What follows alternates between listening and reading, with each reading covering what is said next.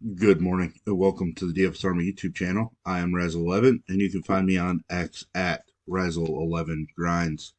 Going to take a look at pitching for today, the 5th of September. It is Thursday. We do have 4 games on an early slate and 5 games on a main or evening slate. Um, Pretty quick video, I hope. Um, just throwing out some options for us. First look at pitching again. I'll be looking at DraftKings as that is where a majority of my action is. If you're on FanDuel, I'd cut my pitcher pool into about a half today, as we don't have to be as creative. Pricing isn't quite as tight, and the scoring system is slightly different. With that said, let's just jump into pitching. I don't believe there's any weather issues. At least I have not seen anything yet, so we can take it for what it is. At the top, we get Blake Snell against a hot Arizona squad. Struggled against him the first time he faced him, but he's pitching in a ballpark that I absolutely love. Pitching in a park that he's been extremely strong in. The bounce back after a rough outing against Seattle. Strikeouts have been there. I'm gonna have to play him. I will be stacking the Arizona side a little bit, but uh, definitely Blake Snell has the highest upside on the slate. Hunter Brown definitely going to be in play, but I do have some worries.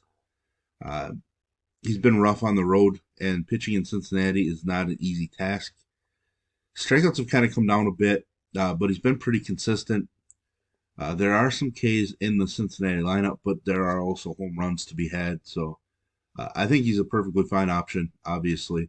Um, the slate actually has a lot of pitching options for us, which is both good and bad. Um, it's tougher for us to get some leverage in spots just because there are so many possibilities here.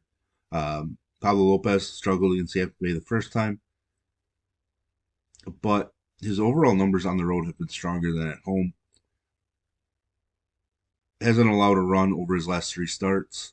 K's haven't been as strong this season, or at least recently. But we know that I've been picking on Tampa Bay, so Pablo Lopez is definitely going to be somebody that I'm utilizing. His K prop's at 6.5, which is the second strongest K prop on the slate behind Blake Snell. So certainly somebody we're going to go with.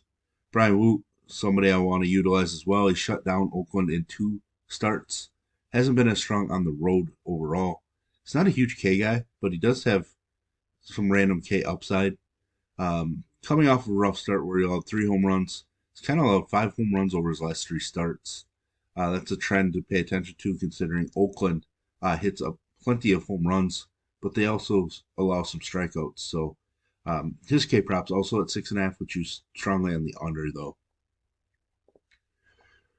Taj Bradley, somebody I'd definitely like to utilize. Probably use him here, but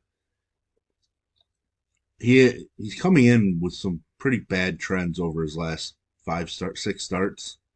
3+ runs in all 6 starts. High of 6 Ks in that stretch.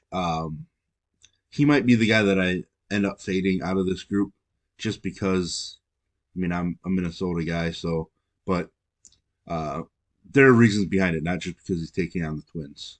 Obviously, those trends are an issue. Um, he is a home dog. Game total is sitting at 7, so that is low enough to maybe he makes sense, but still, I think I'd rather play Merrill Kelly, even though I don't really love the idea of playing Merrill Kelly. He hasn't looked very good either. Um, in fact, I probably won't play Merrill Kelly, which is really tough considering I love pitching in this ballpark. I don't know how many times I say that, but I will continue to say that. San Francisco is a great place for pitchers. Day games aren't as inviting as the night games are in San Francisco, but still, it's still a big ballpark. Rhett Lauder, first rounder, made his debut last week. Looked pretty solid. Went just 4 innings. 77 pitches. I'm not sure if they're going to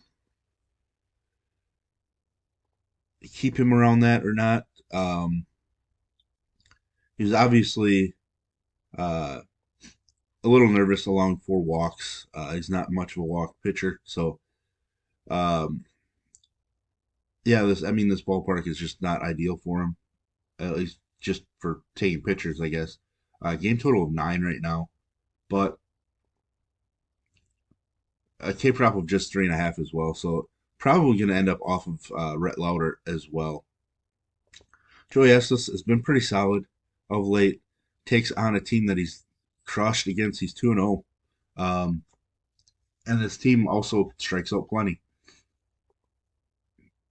He is just a slight dog at home, so I think there's plenty of upside in Estes uh, for this slate. So, it's really looking like for sure we're going to play 5 of the 8 pitchers and maybe 6, but um, that's quite a few pitchers on a small slate.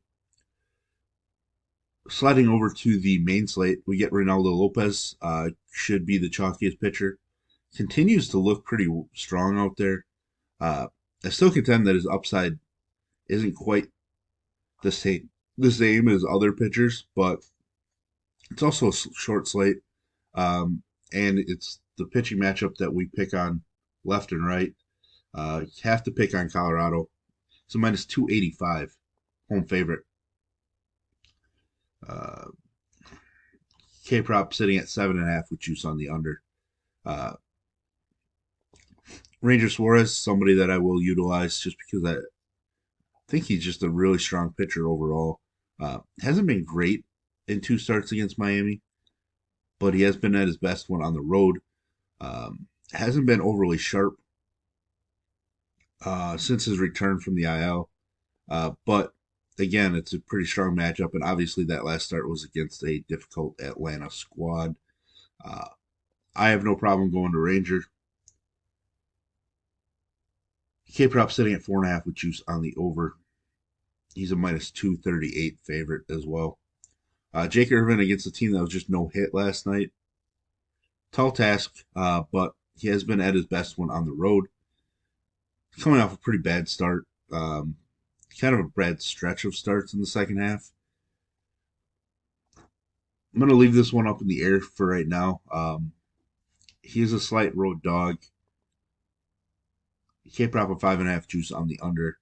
Um, I do have a little bit of interest, but I'm not sure if he's going to end up in my pool or not. Cody Bradford, somebody that I really like as a pitcher, pitching at home where he's been at his best. He's been really strong. The Angels' offense just exploded against the Dodgers last night. Um, I think Bradford is in such a solid spot now. K prop of 5.5 juices on the under, but he is a minus 166 home favorite. Probably going to be one of my favorite pitchers on the slate, to be honest. Martin Perez had been pretty solid with San Diego. His last 3 starts haven't been all that great, um, but it is a solid matchup against Detroit in San Diego. He's a minus 162 favorite. K prop just 4.5, juice slightly on the under.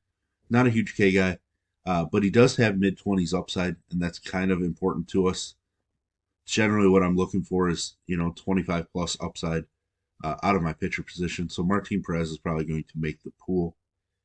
Austin Gomber, no thanks. Bailey Falter, um, maybe he is favored in this game, but his performances have not been good either. His K prop's just 3.5. He's a minus 120 favorite. I think I'd rather gamble on the upside of Jake Irvin in that matchup, but we do need pitchers to use. But I mean, I think we can get away with keeping a pitcher pool at 4. Maybe slide in a 5th.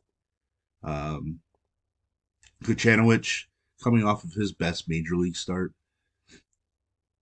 The only reason I'm debating it is, Texas putting Seager on the IL. Maybe there's some weakness in their lineup, even though they were completely fine against the Yankees last night. Um, I could see some people talking about him and making him an option. I'm just not sure I'm going to get there.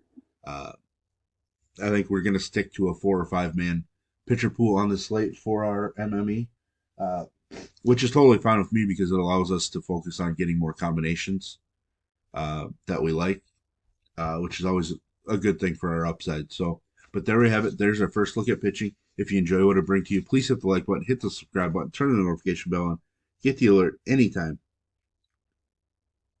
we drop videos here at DFS Army.